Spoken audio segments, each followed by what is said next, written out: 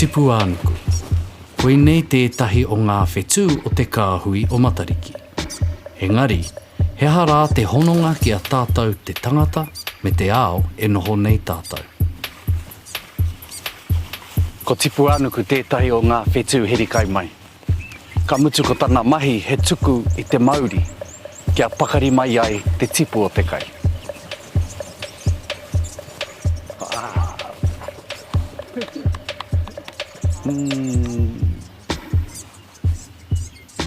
Engari, ko e hea kai.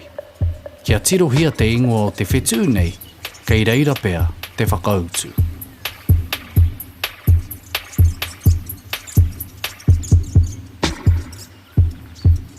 No reira, ka kia ko tēnei mea te tipu, ko ngā hanga ora ka tipu i te one pēnei te rākau, ā i ahu mai te kupu nuku i te ingoa o Papa Tipuānuku.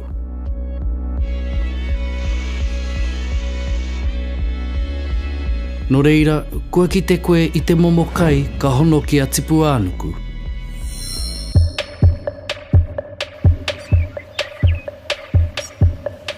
Ai, e hono ana te whetū nei ki ngā kai katoa ka tipu ki te nuku o te whenua.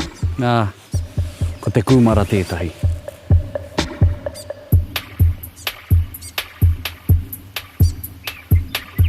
Tipuārangi, kuia hoki tētahi o ngā whetū heri kai mai. Engari, ko e hea kai.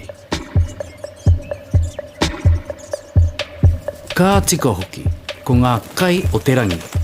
Ko Tipuārangi te whetū e hono nei i te kāhui o Matariki ki ngā kai katoa ka ahu mai i te rangi. Ko ngā kai e nei kei runga ake i tō upoko, manu mai, huarākau mai, katoa e nei kai ka hāngai torotika ki a Tipuārangi.